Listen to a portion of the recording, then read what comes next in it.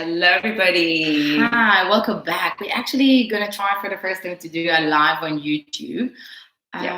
So I'm Dana from Big Data Consulting. And I'm Bridget from Shift 1 Degree. Yes, and because of the coronavirus, we decided it's a great opportunity for us, just to share with you and focus on that topic and help you understand that actually in a crisis like this, you can still grow your business. There's a lot of opportunities, and I think the main opportunity now is that a lot of us are actually afraid from the online sometimes, and we're not sure how to deal with it online. So it's a great opportunity to become take your business online. Yeah. So that's what we want to focus on today is looking at the possibilities and how you can take your business online so that you can still grow your business and stay in business without having to face-to-face and the meetings and all of this. Because it's easy when there is a crisis just to see the bad and the negative side of it instead of see the different opportunities around it. And I think we're going to just start with the first opportunity, which is to become the go-to person. So it doesn't matter from which industry you come, but that's a great opportunity for you to actually start building yourself and someone that understands, that know what he's talking about. Have other people come to you for advice. So let's say, for example, if you work in financial, it's a great opportunity for you to start using YouTube and different things to just give tips and stuff like that. And, bottom line, people will come to you and tying those tips in. Like I got a great voice note actually yesterday from my financial advisor, and he was talking about tips in relation to if you get sick in relation to your cover with the coronavirus. And I think that's and it doesn't matter. You can be a consultant. You can be something they're doing like in therapy. You can come with so many amazing tips to help people understand how to deal with fears, how to deal with stress and stuff like this. So for everyone, there's actually an opportunity to come with something and, just build it. Because I will link this one actually to the second one, which is actually to build relationships. Yeah. Because that's going to help you a lot. Because social media today is a great platform for us to actually communicate, to engage, to create relationship with current clients, with potential clients. I don't know about. I believe if the relationship is there, and I've always felt this with social media, I believe if the relationship is there, so say because my area of expertise is personal development, so if I'm going to focus on personal development during the corona, I would look at how could you be more standing in your fears, face your challenges, believe in yourself. Like, what tools do you need in order to empower yourself? So I think the people that are going to buy into that and want to listen to what I have to say are people that I've got the relationship with, and they happen to be on social media, and that's a platform. I personally haven't experienced people building relationships with me just through social media without having a relationship beforehand. Just my personal experience. I can say from my side that a lot of my relationships are actually coming through the social media, that people come from different platforms and engaging.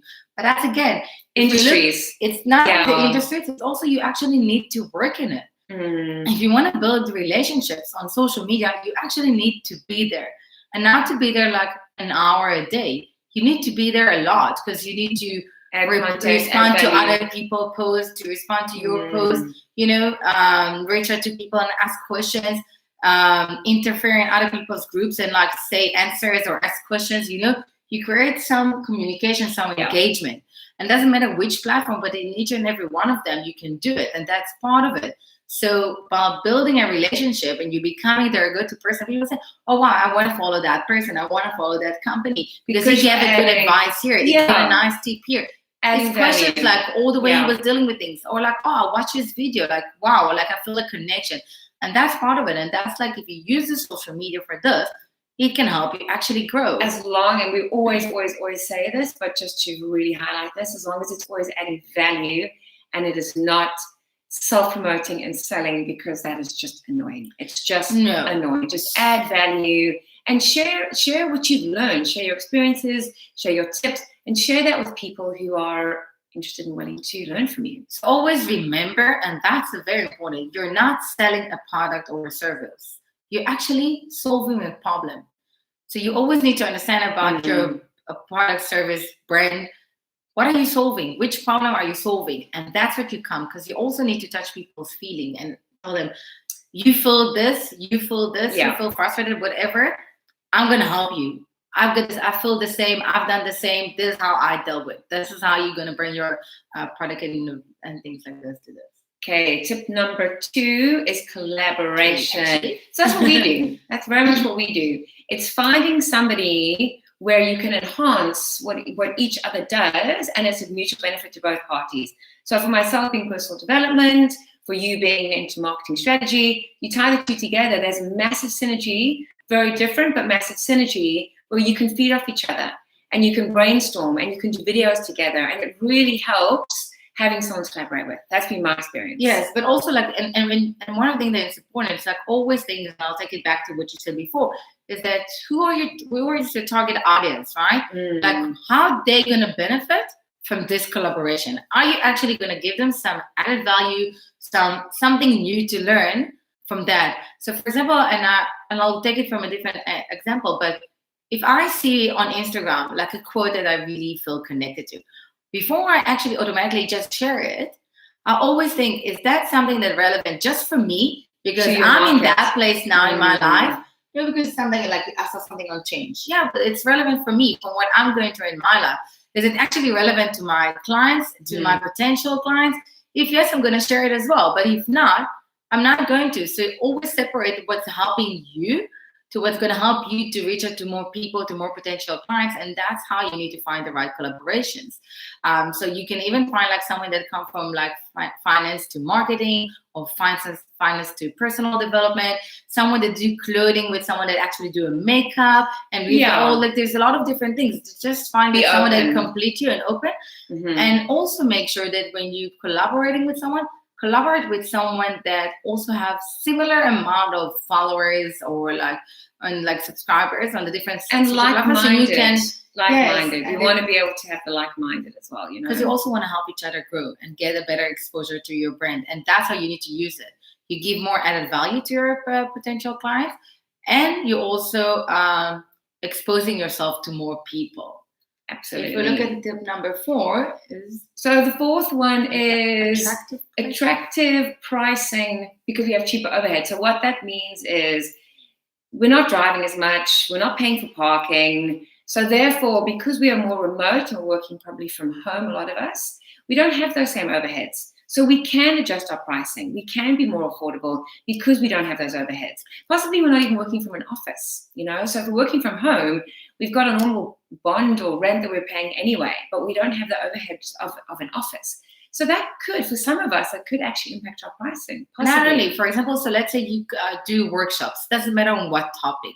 So now, because you cannot do much of the face-to-face, you can actually start to take your workshop and build as an online course. So then you're going to start selling it through different Udemy and stuff like this. So it's going to even become a passive income for you.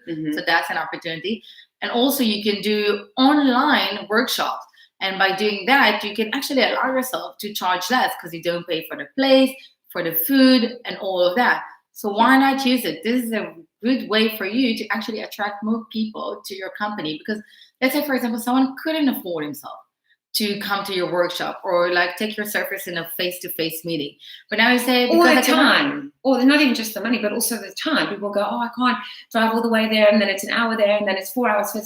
Whereas with this, you can do it in your own time. So if you're online, you can then manage your time more effectively, and you're only using the time where you're online to do whatever it is you're doing. There is no driving time and parking time and getting there time.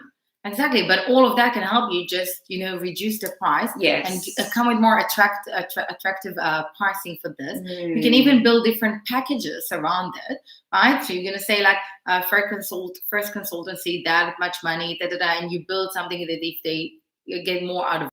And then they can do it in your own free time. You can do it. You can even do it in the evening because you're just sitting at home with your laptop and you're doing those meetings. Yeah. So you're going to bring the people that couldn't come to you because of pricing and things like that, or time, like you said. Yeah, also you've got more time to prepare very, very, very good content. So your days are actually a lot longer than what they ever were before, which is fantastic. There's a lot more prep time. Because you don't spend it on the road or like sitting in traffic, getting annoyed, road rage. That's all gone. Isn't that great? Well, for a bit, but still, for a bit. So we're going to just summarize our 4 tips. The first one, become the go-to person by sharing tips. Yeah, so just, be yourself, be you. You got all the knowledge and experience, right? You have it in you. So just share it. And by that, that, you will become the go-to person, the people that come for you for advice. So use it. And that will link us to the second part, because you can also do it and become that go-to person by building their relationship and people coming to you for advice. But one more thing that I want to mention is that no matter what type of online activity you do and you share tips and all that, make sure that in the end, it's going to lead to action.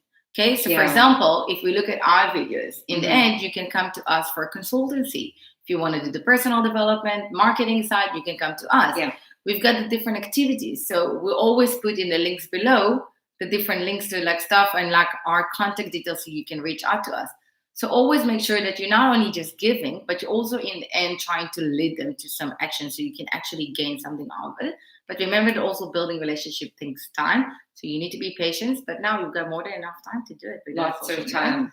And that's how, so the next one being collaboration, which is very much what we're doing. So find someone to collaborate with. It's a win-win for, as long as it's win-win for both parties, should I say. Yes. Yes. Number 3. The last one is just to have attractive pricing, because it's the online and you can allow yourself to give in a different pricing, but still make sure that you're not really over downgrading. Or don't undersell yourself, don't undervalue yourself. Yes. That's not what we're saying at all. But what we are saying is if you really have to add in quite a bit more for venue costs, for transport, for all of those things, just put that into consideration that you could be for a while offer a special rate, reduced rate. Yeah, and for example, you can say like I pay like 1,000. It doesn't matter in which currency, about a face-to-face. So I'll do like in 650.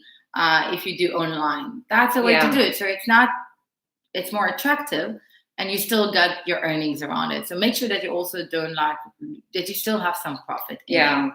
You don't want to undersell yourself. That's for sure. Yes. So our next topic will also be about the coronavirus. It's going to be as well next week. And it's it's going to be how to, deal with the fears, because we all stuck with the news. There are always fears about it. We fear about getting the disease and like how it's going to impact our business, how it's going to impact our life and all of that. So we're going to give you some tips next week on how to deal with the fears. Thank you, everybody. Thank you, everyone. Have a lovely day and be safe and healthy. Bye.